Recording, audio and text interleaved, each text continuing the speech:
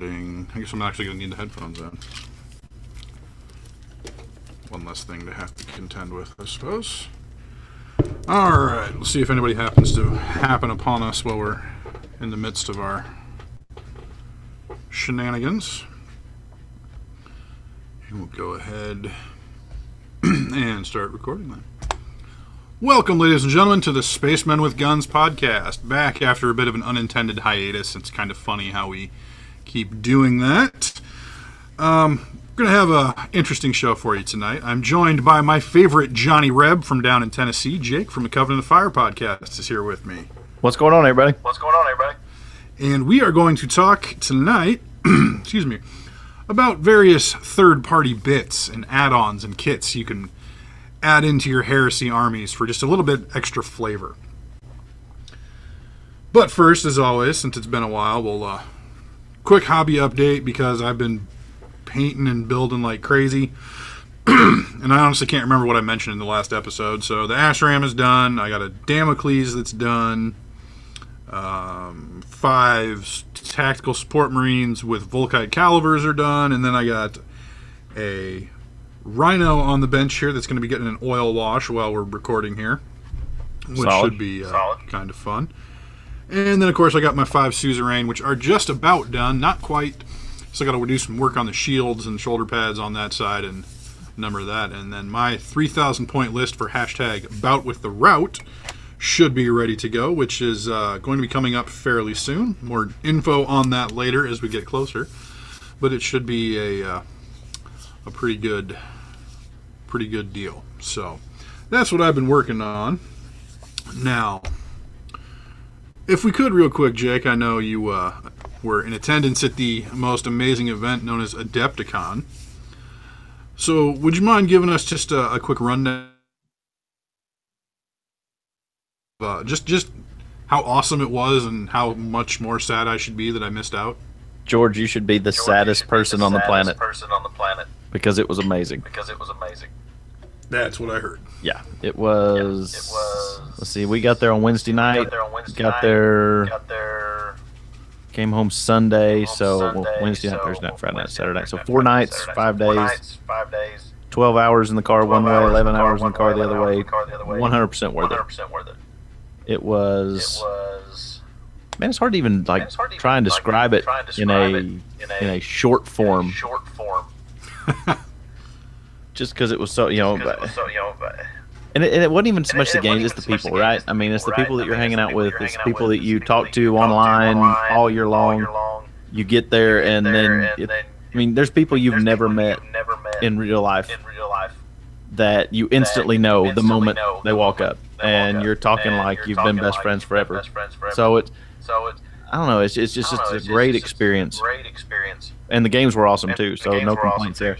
But the Space Wolves went 1 and I counted up earlier today. I was like 1 and 4 the whole weekend, and Russ died to Magnus twice. So, all I gotta say about that is that wasn't very narrative. It was that narrative was kind of busted.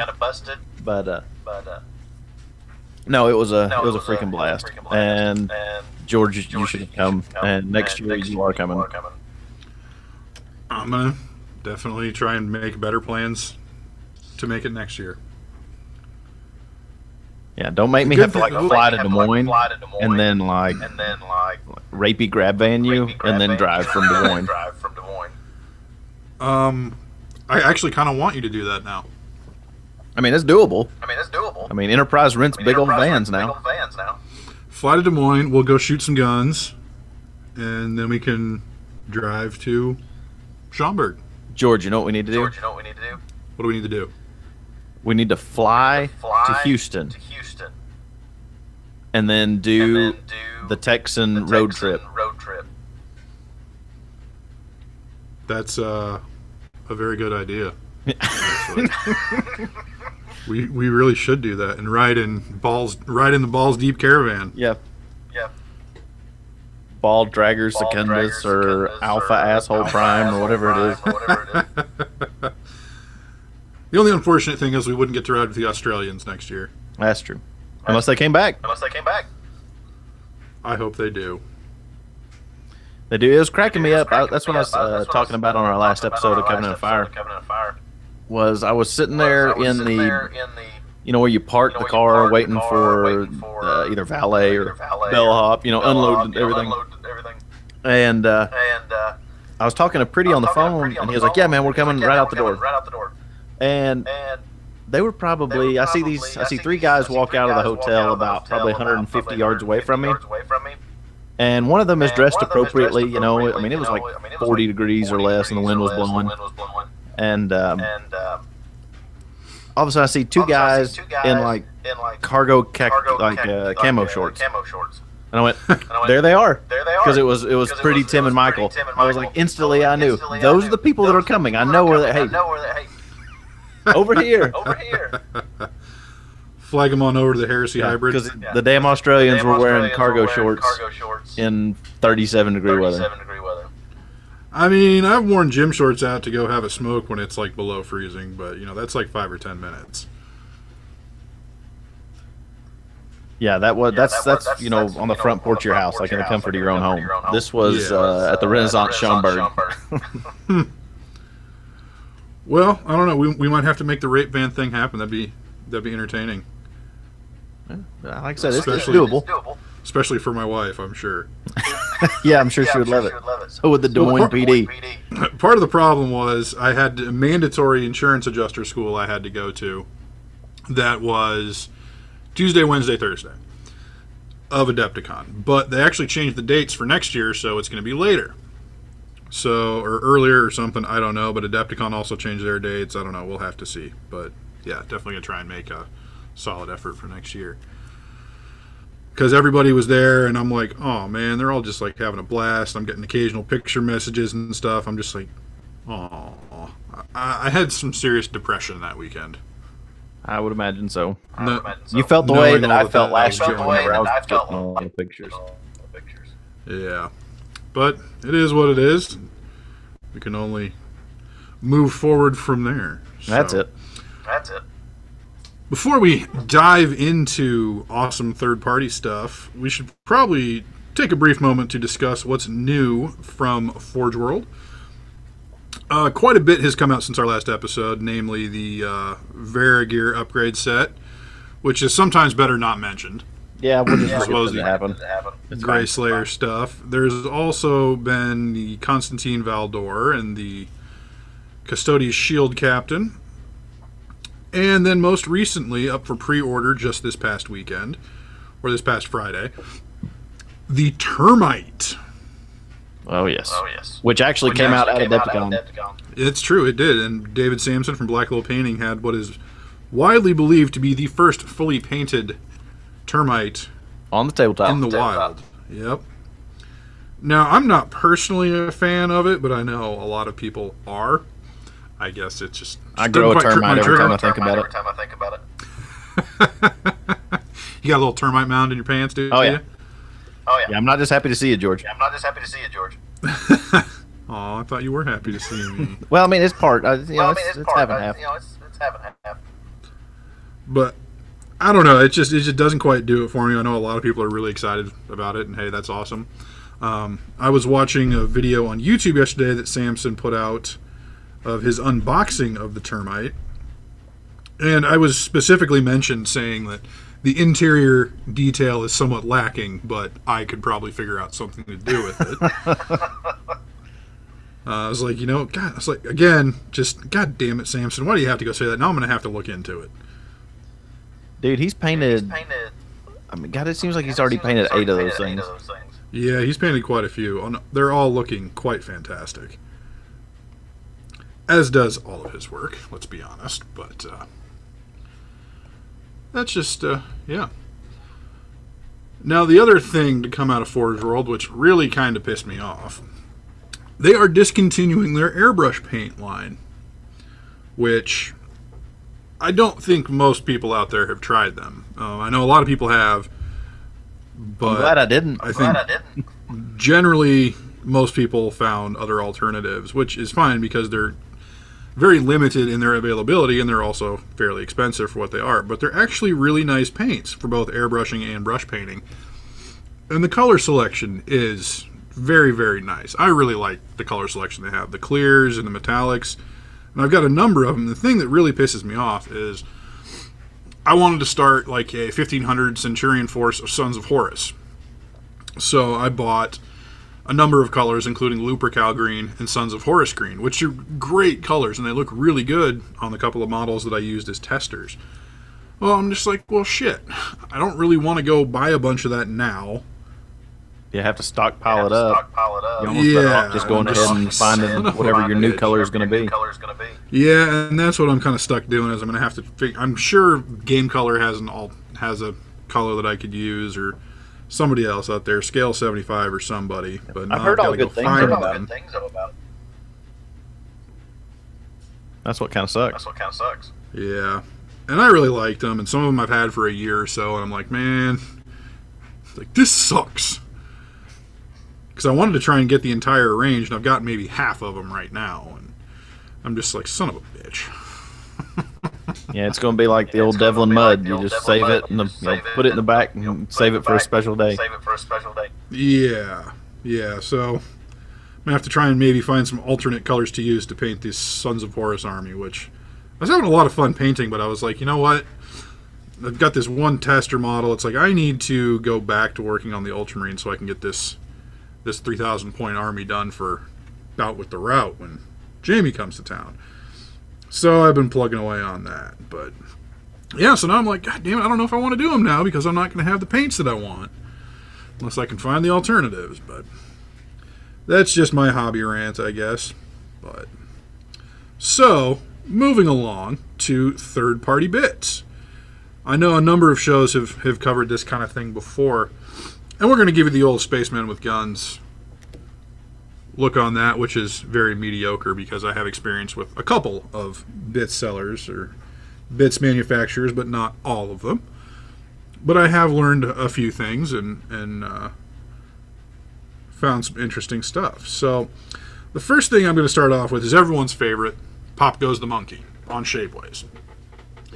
He has absolutely beautifully designed stuff. It's incredible, and he just has some great designs, and he's still got a fairly good stock of items in his store, even after the whole cease and desist debacle from Games Workshop, which I never actually heard how that ended, but apparently somewhat favorably because he's still there. He's still making bits, and he's still selling them. Bits for about, so many different kinds of bits: weapons, shields, shoulder pads, backpacks for virtually every Heresy Legion out there, as well as some 40k stuff, but that's not important right now. But yeah, and just does a beautiful job of designing them.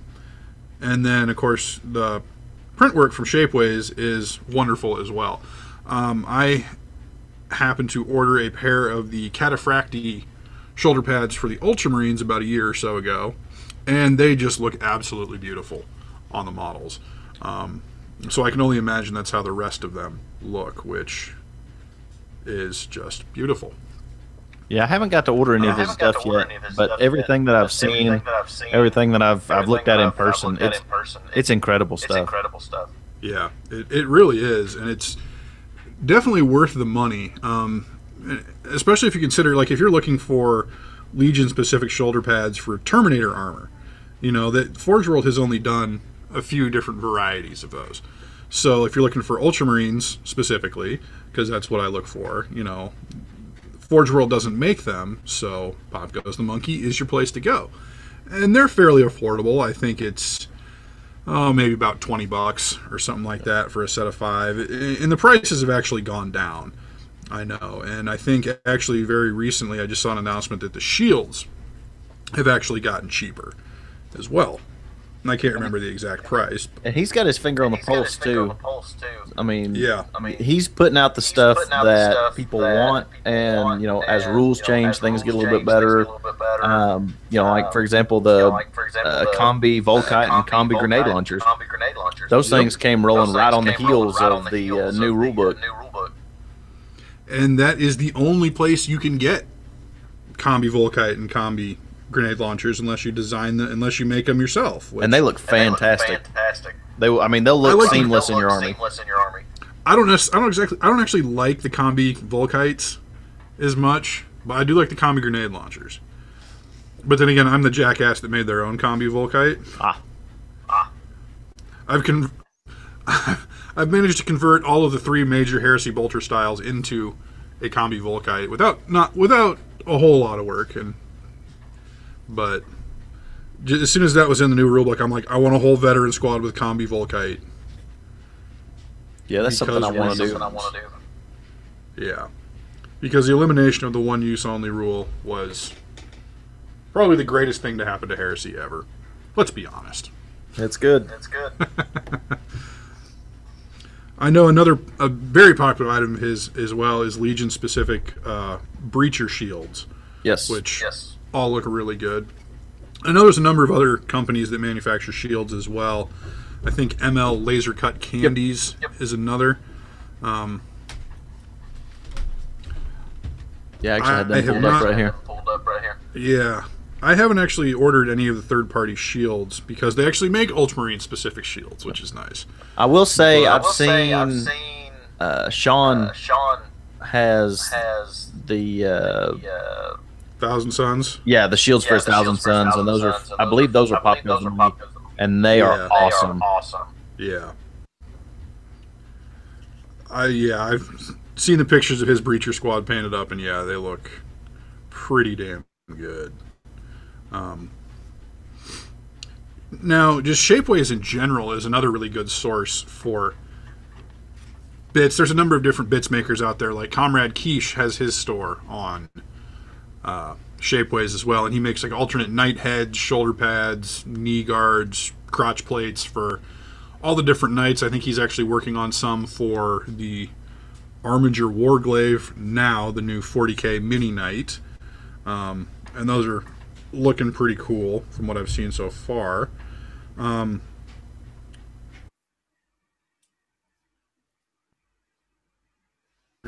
There's a lot of different stores out there that are catering to a lot of different things. Like just the other day, I think it was Thursday or Friday, I can't remember exactly, I put in an order for this 28mm model of a weird, obscure 2-man tank from 1918 that was made for the U.S. Army because I thought it would look really cool for a Sentinel stand-in for my militia army if that ever gets off the ground.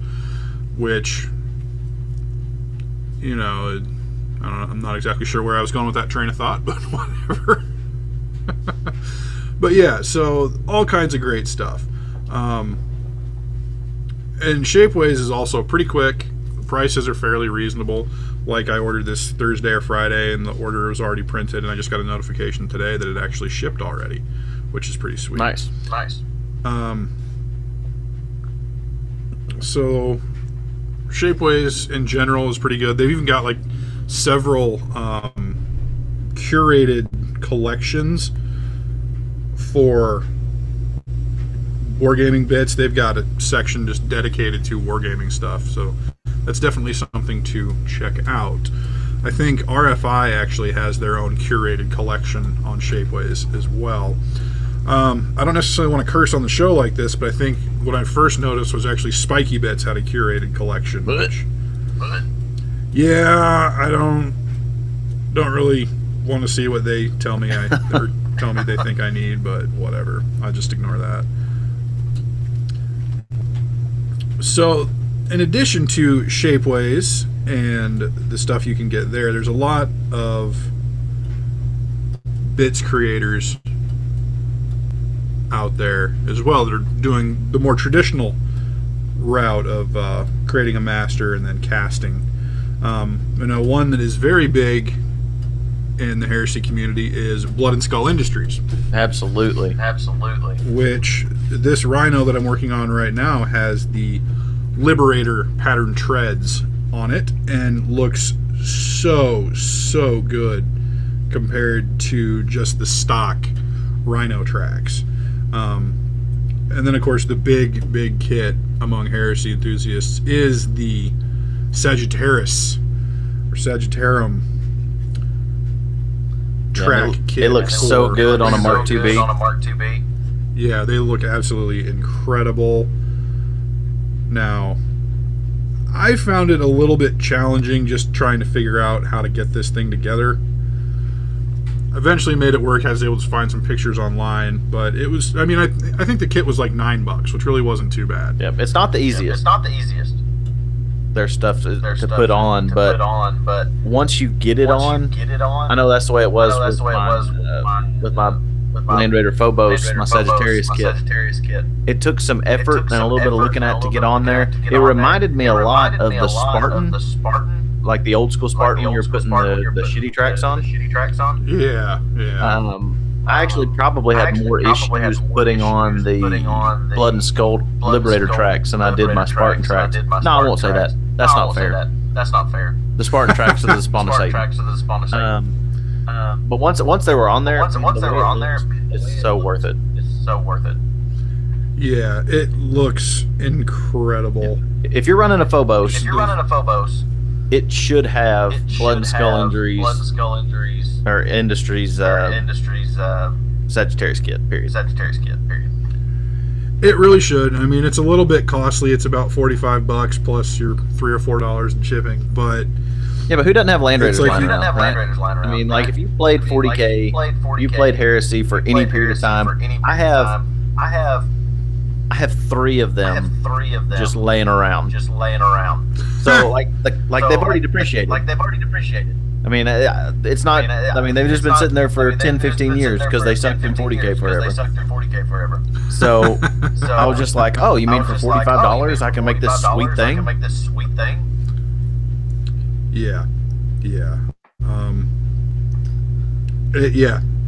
Regardless of the cost, it looks absolutely incredible, and I think it's definitely worth it. It just kind of ties in more with some other Heresy era Land Raiders, like the Spartan as well as the Proteus, which have the wraparound tracks. Exactly. It just matches.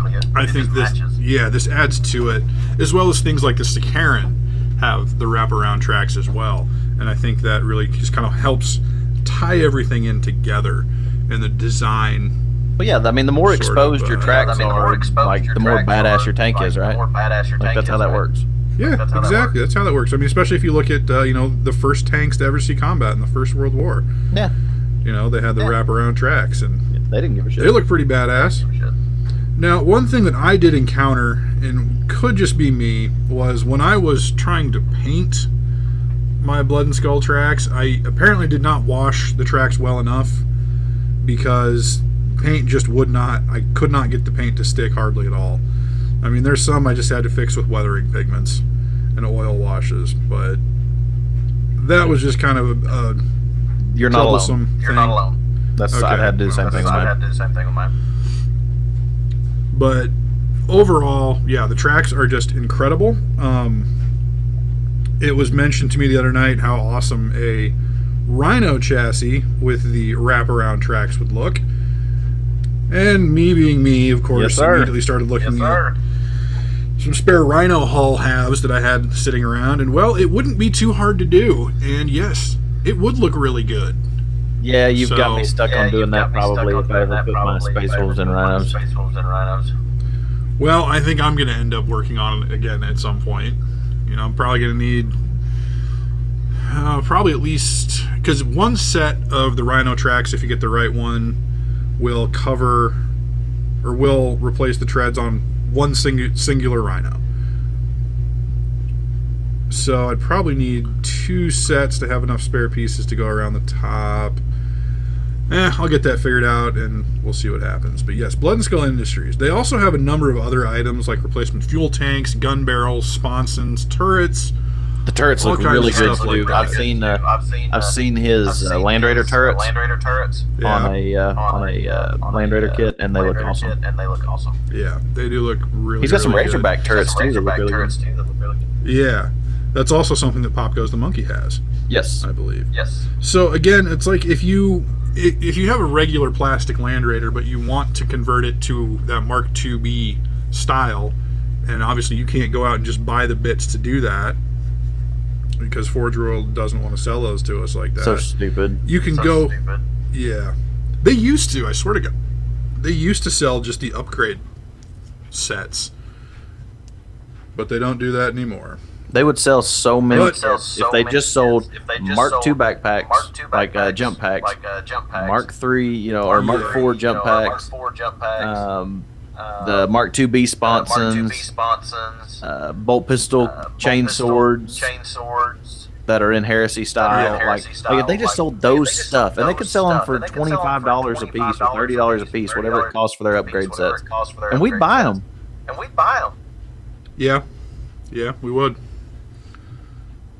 I mean, I know a guy who that's why- did a Blood Angels army, and he did it all in Mark IV. And so what he ended up doing was buying like, oh shit, it was like 6 boxes, 7 boxes of Sanguinary Guard, Oh Lord. just so that way he could get the backpacks, and then of course along with that he got shoulder pads and upgrade kits. I mean the close combat weapons, the power weapons, that kind of stuff. Because the Blood Angels work really well with the plastic range. Yeah. But yeah, that was the route he went because he couldn't find a jump pack that he liked. Yeah, and that's kind of the unfortunate thing about the Forge World business model, which we're not going to examine too in depth. It's just that they don't sell just the plain upgrade kits. I know I'd definitely, buy a lot more of that stuff if I could do that. Absolutely. But that's why we have places like Blood and Skull and Shapeways and a number of other ones that we're going to cover as well to fill that gap for us, and they do an absolute great job of doing that. Now, another one that I have some personal experience with is Anvil Industries over in the UK. So when I got it in my head from seeing their models that I wanted to do a militia army, that it was their miniatures that made me decide I needed to do that. So I have them to thank for that. And all that's amounted to so far is a 5-man command squad from them, and then a Thunderbolt, and then this little tank that I ordered off of Shapeways, which we'll see how far this ever actually goes, if it goes anywhere. Like many of the projects I get in my head. But yeah, and they're doing it the more traditional route where they are creating sculpting a master and then casting up the copies, and they have an absolutely enormous range of 28 millimeter basic human figures, themed in so many different ways that you could find anything. You'll find something that catches your interest. I mean, they've got stuff from sort of American and British colonial times to World War I, World War II, more Vietnam era, and stuff like that, even to modern day. And you can get them with, futuristic weaponry. You can get them with, more, like modern times weaponry. Like the kit that I have, they came with AR-15s, which was awesome. You can get MP5s and stuff like that. And their prices are actually quite reasonable, and so is their shipping. So, we're used to ordering from Forge World where it's, your shipping charge is 15% of your order total. Anvil Industries, yeah, which is just bullshit. Anvil Industries actually just charges you a simple flat rate. That's got to be the laziest form of charging shipping, doesn't it? Yeah, it's pretty dumb. It's like, oh well, we don't want to have to do any research. We don't want to do math. Yeah, and tell you how much this is actually going to cost to ship. So we're just going to say this is how much it is, and if you don't like it, tough shit. And yeah. And Anvil Industries also has their actual own in-house tabletop miniatures game. I want to say it's called like Afterlife or something. And the rules are out there on their website for free, so you can definitely check that out. And maybe that trips your trigger a little bit. Who knows? Me? So Anvil Industries is another great one. I really like their stuff. And then, of course, there's a whole host of others out there as well that I don't have any experience with, but I've heard good things about. For instance, Cromlech, I know, is another very popular one. I believe they're based in Poland, but people seem to really like their bits. They've got some pretty cool-looking ones out there. And again, these aren't necessarily just, like arms, legs, heads, guns, whatever. You can get, like, entire tanks from some places. You can get, like crew-served weapons for your guard armies or whatnot, and all kinds of stuff. You can even get alternate tanks, alternate jet bikes, alternate regular bikes, and stuff like that. So basically, again, they'll have something, and they also have a lot of orc stuff. So if you're into orcs or whatever, you can get some pretty interesting conversion bits. Yeah, that's one thing that I have noticed. There's certain it's like companies that specialize almost. Like Cromlech specializes in orcs. Like that's kind of their niche. Each one of the little companies kind of has where they excel. Mm-hmm. Mm-hmm. So once you kind of find the style that you like, and that's the cool thing too. There's so many options out there. You can kind of find the company that makes the style of stuff that you want. And there's a lot of them that do a pretty good job of making things that fit in the in the 30K on the tabletop look. Because that can be a problem. Because where things just don't look right. They don't fit. Yeah, and it can also be somewhat problematic to try and replicate things a little too closely.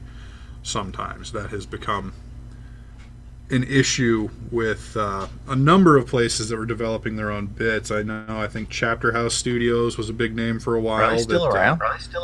I don't think they are. I think their website might still be up, but I don't think there's actually anything coming out of them. Yeah, they were a big name for a long time. Yeah, and they had some interesting stuff, but I think they sort of took a little too much inspiration from some of Forge World stuff, and yeah, they got real close on some stuff, and they ended up getting nabbed. They got slapped across the PP pretty good. Yeah. The biggest thing, one of the coolest things that Chapter House made, if they still exist, was the extender for the Stormraven kit. Yes. A lot of folks had that. Mm-hmm. It made it look like what it should have looked like to begin with, which essentially was just a lengthened fuselage with some extra bits of plasticard. But they did a pretty good job of designing it, and I didn't play 40K when the Stormraven was a thing, so I just never quite liked the look of it. It wasn't. Yeah, it was just too short. Chapter House was, for the longest time, they were like the only name in the game. I mean, when you wanted upgrade shoulder pads, you wanted. I've actually got some in my Salamanders. My chaplain, his storm shield is a Chapter House storm shield that I've had for 15, 20 years. All right, yeah, probably close to 15 years. But yeah, they were it, and they were big time up until I guess about the time that them and Games Workshop went lawyer to lawyer. Yeah, and obviously that didn't end too well for them, but such is the case. So Chapter House, I'm trying to think. I know there's a shit ton of others out there. Victoria Miniatures over in Australia. Huge. And she was actually at Adepticon. I met her, and me and JP walked up, and of course JP started geeking out on all of the historically specific and accurate stuff and going on. But she's super cool and all about, like, she wants to hear what people have to say about her stuff, what they want, what they what they want to see. Really cool lady.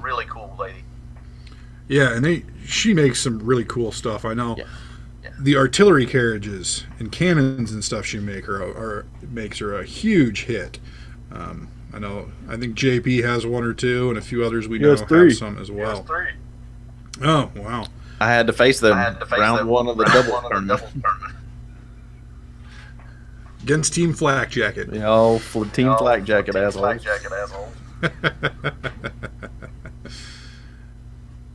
Yeah, there's a lot of other stuff. And Spellcrow.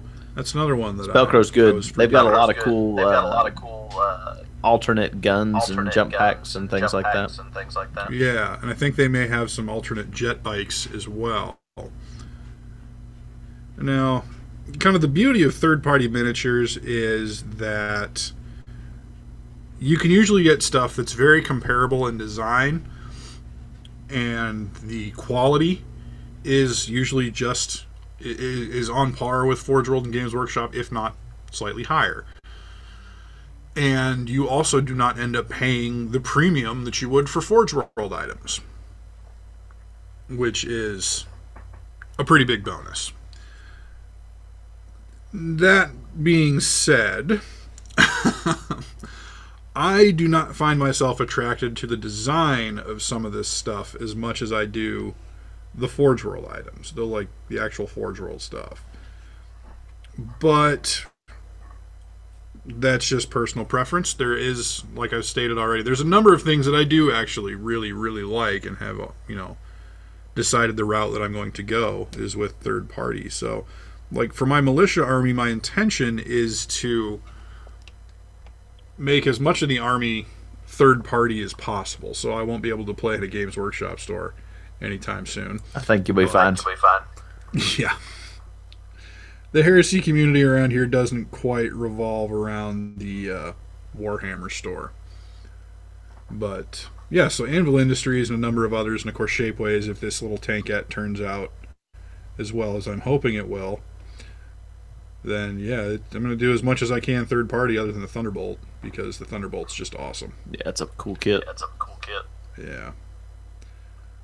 So those are the ones that I can think of off the top of my head. I'm sure I'm probably forgetting some, and I do apologize for that. I'd say two of the ones that we haven't talked about that are probably kind of in the same realm of size and importance would be Cybor. Ah, yes. They make some really great stuff, especially if you're a Space Wolf fan, because they've got some really cool models that you could use for Wolf Lords, Claw Leaders, that kind of stuff. They've got some really neat character models. And then the other one I would bring up probably is Pig Iron. Pig Iron, they have. I'm not a big fan of all of their models, but they do have some really great heads for like militia upgrades. They used to, if I'm remembering right, a lot of folks use them for their Death Guard before the Death Guard heads came out, because they had kind of like these armored heads with the big canisters on each side as like a gas mask. Yeah. So, yeah. But Pig Iron's got some pretty cool stuff too. And that's one other thing I was going to mention when we were talking about Victoria miniatures, that if you want to run a militia army and you don't want to just take like cultist models or just 40k Imperial Guard models, then, or if you want female models in your army, third party is the way to go. I mean, there's no better option, especially for female models. There is no other option, flat out. But third party is the way to go. And again, it's all just kind of a personal preference thing, but you will definitely find something that catches your eye. Like for me, it was colonial army themed uniforms that made me decide I needed to make a militia army for Heresy. As long as you got something that inspires you, that's what counts. That's what is important. So definitely go check out those places. I'm honestly not going to bother to put links in the description, but you can just Google all these places we mentioned, and you'll not have a hard time finding them.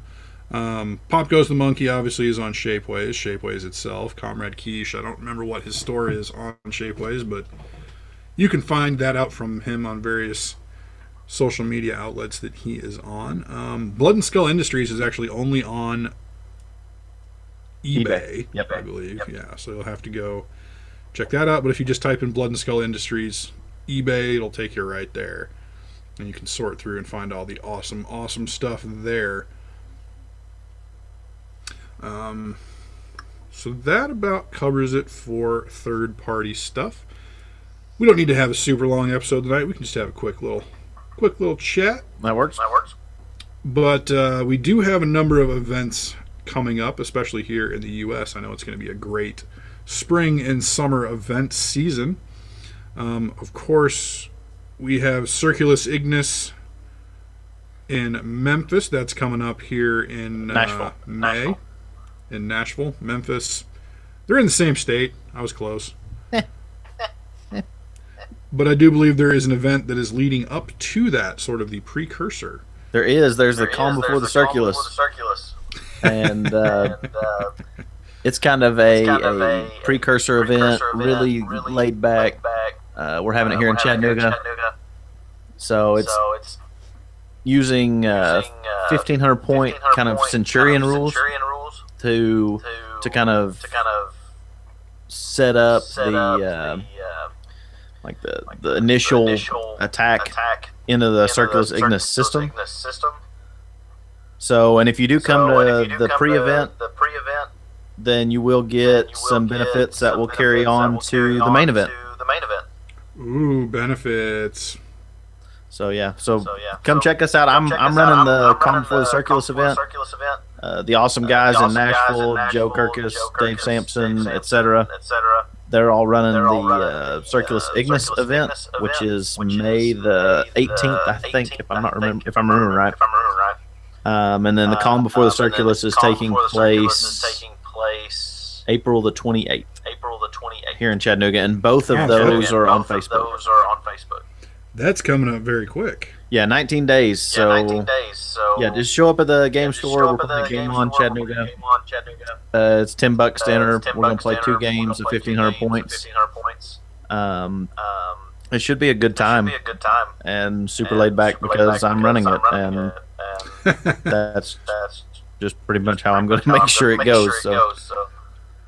But yeah, you can. Probably the easiest way to get to the Calm Before the Circulus would be to go to the Covenant of Fire Facebook page, and it'll be one of the events.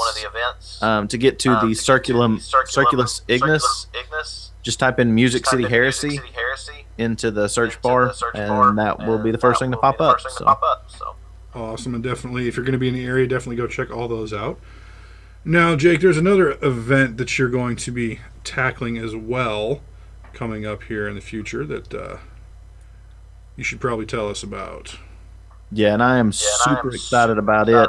It is the taking of Seneca 5, and it is taking place at this year's Warhammer American Team Championships. So, which, if you don't know, is one of the largest 40K events in the country. So the kind of the format, it's you take a team of 5 versus a team of 5, and you pair up and play, and so it's a team on team kind of competition. It's really neat. I used to play in it every single year, but they kind of got a little bit of requests. People were asking, "Hey, is there going to be any heresy?" Because it's kind of molding itself into a convention more than it is just a standalone tournament. There's all kinds of side events and things going on, and so the event organizer, who runs one of the local game stores around here, was like, "Hey, you want to help run this?" And I was like, "Absolutely." So it's going to sound a little bit similar to what I talked about with Calm Before the Circulus, because it's a 2-day event. It's going to be after hours, so it's going to be Heresy After Dark. We're going to be playing on the same tables as the 40K event. So from 7 to midnight, the tables are ours, and we're going to play 2 games of 1,500 point Centurion on night 1, signifying the taking. Basically, Seneca 5 is a big planet, crap ton of moons around it. It's hard for anybody to get straight to the planet, so everybody's trying to take control of these moons to form an outpost or some place to where they can then make a attack straight onto the planet. Kind of a base of operations. So night 1 is representing that, the attacks on the moons. And then night 2 will be either 3 versus 3, 2,500 points apiece games, or 3,500 points one-on-one. So night 2 is straight up 3,500. Yeah, it's the That's idea. awesome. These are the big boy attacks on the planet to decide who's going to take it. It's going to be super laid back. Like I said, 2 games on the night 1, 1 game on night 2. The entry fee is $10. So, and the cool part about it is if you come, it is happening at night, so you can kind of do what you want to do during the day. Go sightseeing. Chattanooga's got all kinds of stuff for touristy stuff. If you're a big history buff, me and George were actually talking about this the other night. Chattanooga is huge in the Civil War history department. Quite a few big battles took place in the area. So there's actually Chickamauga Battlefield you can go walk through. It's all set up. It's really neat. There's the aquarium. There's Rock City. There's Ruby Falls. There's all, you name it. So you got time to kind of go around, do what you want to do, hit touristy spots, and then come the drinking hour. It's heresy time. So, and this is the best time for heresy time. Oh, absolutely. And so it's going to take place July the 13th and 14th. So, and it'll be here in Chattanooga. And there is a Facebook event for that. And so if you go to Warhammer American Team Championships Facebook page or the Covenant of Fire Facebook page, it is an event. So you can find it from there. That'd probably be the easiest and best way to do it. And those tickets are for sale right now. So if you want to come, hang out with us, have a good time, go pay you $10, and we'll see you mid-July. And of course you want to go hang out with Jake because why not? A cool heresy bro. Now, I think we need to touch on one last thing there. You mentioned us talking about history the other night. Now, it's kind of a bit of contention between Jake and myself, seeing as how he's a good Southern boy and I'm a proper Yankee and all. Well, this is something that had been discussed many, many moons ago. We were discussing family history of some nature, and I brought this up as sort of a piece, a point of pride in my family history, that my great-grandmother's grandfather actually marched with General Sherman on his march to the sea, where they sort of ravaged the South. They went through and just destroyed everything and set back the entire South for probably about 60 to 70 years. Yeah, sort of practiced scorched earth. Yeah. Salt but fields, we've managed to make that kind of stuff. Yeah, we've managed to make peace with that for the most part, aside from occasionally being most part called a damn Yankee every once in a while. Well. No, George, you're not a damn Yankee. Because if you've ever come to the South, you've obviously went home. The damn Yankees are the ones that stay. I haven't come back. I haven't come back. That's it. I do know the difference between a Yankee and a damn Yankee. Well, I believe a Canadian colleague of ours said, "Oh, you're all Yankees to me." And some people don't take too kindly to that these days. Some don't. Well, one other event that we need to mention is the Bug Eater GT coming up in the beginning of June in Omaha, Nebraska. I don't have all the details memorized off the top of my head, but I probably should, because I might be going to a day of that. Can't exactly remember. I believe I might have a link for that in the description of the episode if you want to check that out. I know if you go to register, it does say it is a heresy tournament. However, that is incorrect. And that was kind of confusing to some people. They thought it was actually a tournament, and they were designing just not heresy lists for it until they were set straight. But it is a narrative event. Starts out on Friday night. You're looking at Zone Mortalis and Raider missions. Saturday is full-on 2,500 point games. And then Sunday is all about apocalypse games, getting out your warlords and your other titans and all kinds of good crazy shit, your Mechanicum super heavies, and just throwing down and getting to use those toys you don't get to use a whole lot. You can also check out our episode with Sean from the Drought Podcast from back in February to get more information on the Bug Eater GT as well. Sean's a badass dude and an awesome bed buddy, so you should go hang out at his event.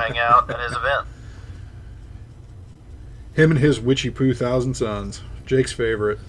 Yeah, stupid Magnus.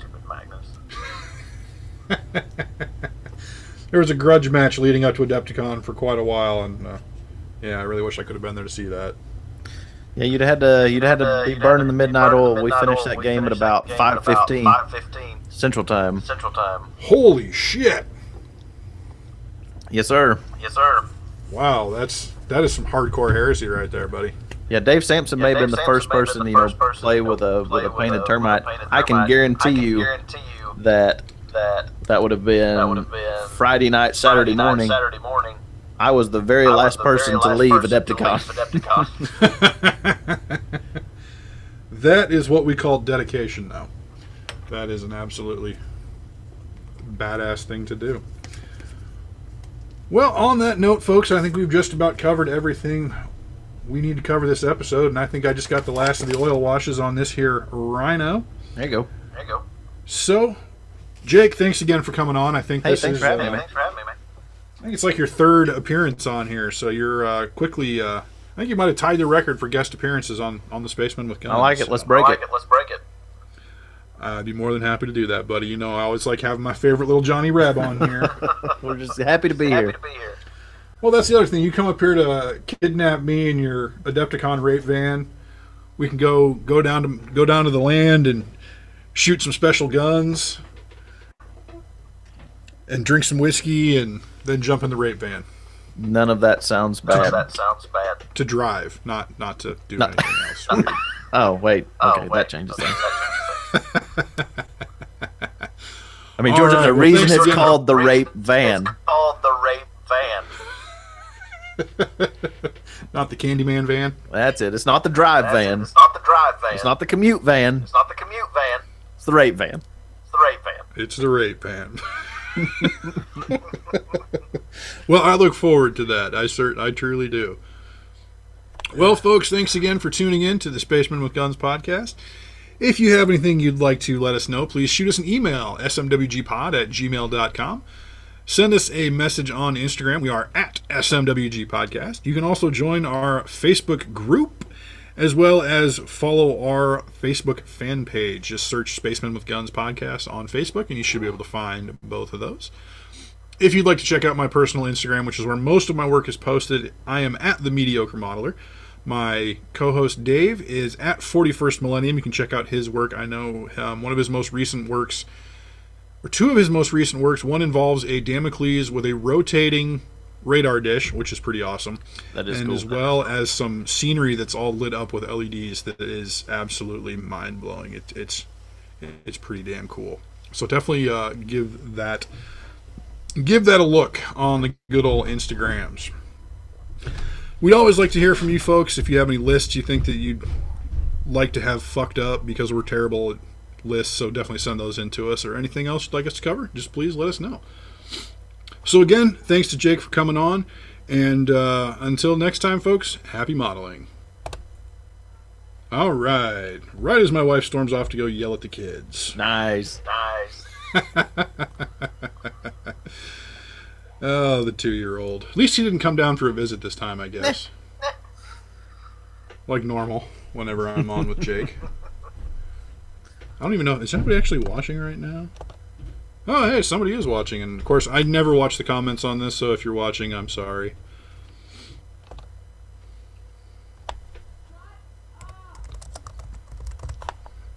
Save this and export, and then we can get editing and stuff.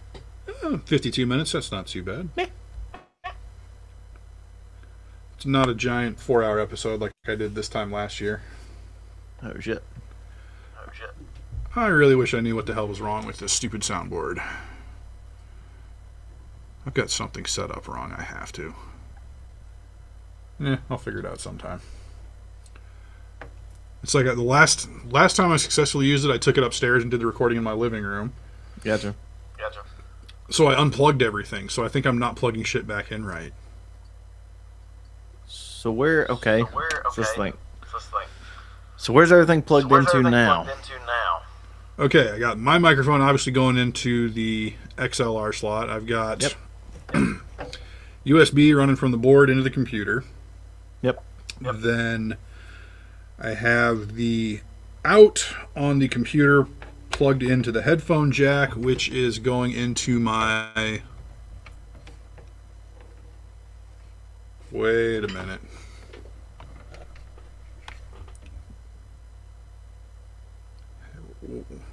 Did I seriously just do what I think I... Oh, you gotta be fucking shit. No. Okay, so my FX Send, which... Oh, what the fuck? Let me... I swear to God, if that's what did this... Of course, we find it out now. I'm gonna feel so dumb. All right, and welcome to another episode of Spacemen with Guns Podcast. Okay, let's check the settings here. Set it to that. Okay, do some talking.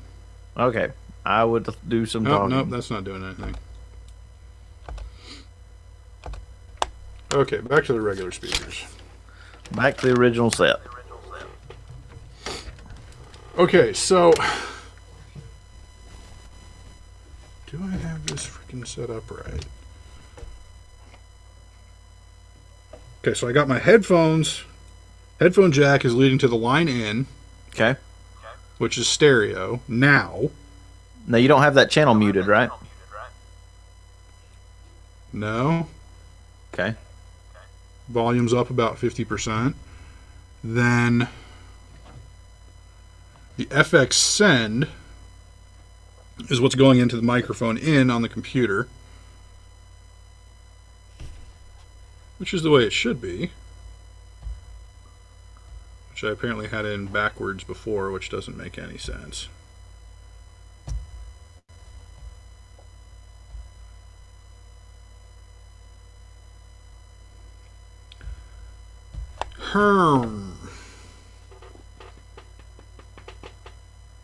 I don't know. I'm going to have to Google it again, figure it out.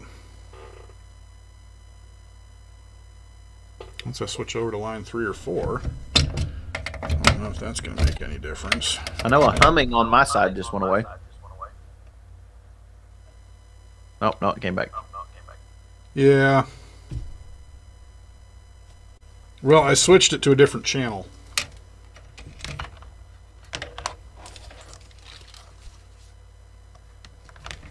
Yeah, I have to edit that humming out in post. I'm not sure why I get that. Even when you're on your soundboard, you get it? Yeah. Huh. It's coming through my headphones now. Well, that's good.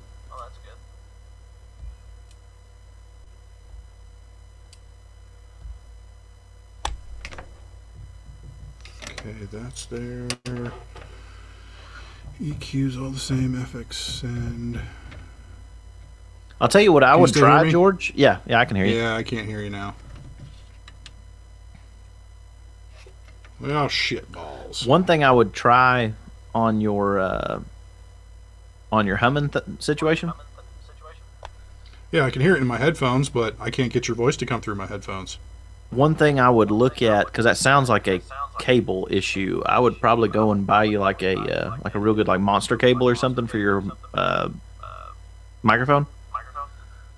And that a lot of times will solve stuff like that. It's worth a shot. Well, I think I'm using whatever cable that was you sent me. Oh, yeah. I don't know. I'll just have to troubleshoot it. I probably got something hooked up wrong.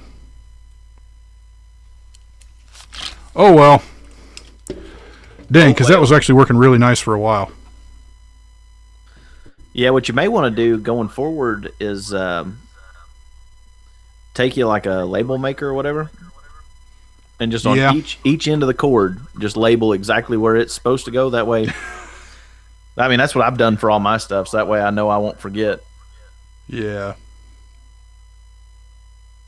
I'm super excited. I'm getting me one of those things you've got, one of the Extendaboom microphone stands tomorrow. Yeah. Should be coming in from Amazon tomorrow.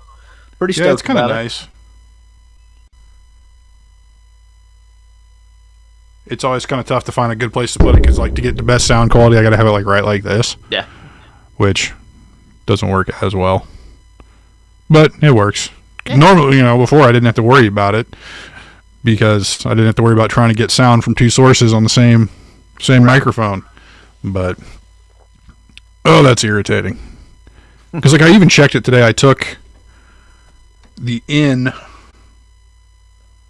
input channel and plugged it into my phone and played stuff through it just fine. So I'm not sure what the heck I'm doing wrong. That's weird. It's got to be something with the... Well, it's something with the setup in Hangouts for the speakers. Huh, oh, so you think it's a Hangouts thing? I don't know. Honestly, 'cause I've actually never tried to use this setup with Skype. Because I can't remember exactly how I'm supposed to set it up to get the sound to play from the computer to the board to my headphones. You'd think it'd be the same, but it would be... I know with Skype, you just go into the little menu and you choose where you want your inputs and outputs to be. Well, let's see. Options.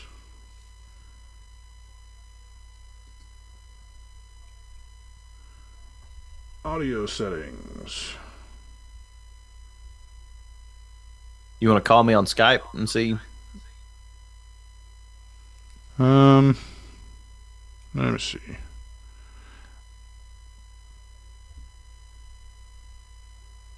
Yeah, I could maybe give that a try. We'll see. All right, to our one viewer, we're about to sign off, so hope you enjoyed it, and we'll catch you later.